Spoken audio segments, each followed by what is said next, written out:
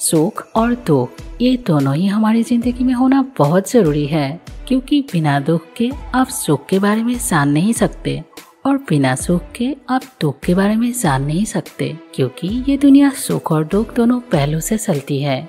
एक बार एक आदमी बहुत दुखी होकर गौतम बुद्ध के पास गया और उसने गौतम बुद्ध से पूछा कि मैं बहुत ही दुखी रहता हूँ, मेरी जिंदगी में कोई सुख जैसी चीज है ही नहीं और सुख क्या होता है ये भी मुझे नहीं पता, क्योंकि वो अपनी जिंदगी में बहुत सी चीजों को खो चुका था और उसको अपनी जिंदगी में जो चाहिए था उसे कभी मिला ही नहीं था और इसीलिए वो बहुत ही दुखी रहता था। और तब गौतम बुद्ध ने उसको एक कहानी सुनाई कि एक गांव था जहाँ पर एक इंसान रहता था और जिन्हें कहीं ना कहीं कुछ चीजें खरीदने का बड़ा ही शौक था। तो एक बार उसके पास एक आदमी आया और उसने कहा कि मेरे पास एक पर्ची है और जो मुझे बेचनी है, पर इस पर्ची को कोई भी ले नहीं रहा था। तो उस इंसान ने उस पर्ची को भी ले लिया, पर उसने ये देखा ही नहीं कि उस पर्ची में लिखा क्या है और उसको अपनी पगड़ी में ही बांध लिया।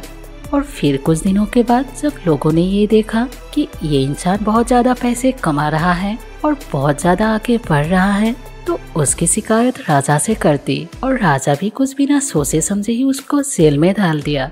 और फिर समय बीतता गया और वो इंसान जेल में पड़े हुए बहुत दुखी होने लगा और उसको ये समझ ही नहीं आ रहा था कि उसने ऐसा क्या गलती कर दी कि लोग उसे इतना बुरा समझते हैं। तब उन्होंने जो पर्ची थी वो निकाली और उसमें लिखा था कि सदा ना रहे। और उसको बहुत ध्यान से पढ़ने के बाद उसको ये समझ में आया कि जो भी दुख होता है वो सदा रहता नहीं है और जो भी सुख रहता है वो भी नहीं रहता। और ये आप पर निर्भर करता है कि आप अपने सुख को पकड़ के बैठोगे या फिर अपने दुख को। और ये कहानी जैसे ही गौतम बुद्ध ने उस आदमी को सुनाई, उसको पूरी बातें समझ आ चुकी थी कि इस दुनिया में सुख और दुख आना ही है, पर हमें ये समझना चाहिए कि जैसे सुख चला गया वैसे ही दुख भी चला जाएगा। तो ज्यादा दिन तक दुखी रहने से हमें कुछ नहीं मिलने वाला और उससे हमें सिर्फ दर्द मिलेगा।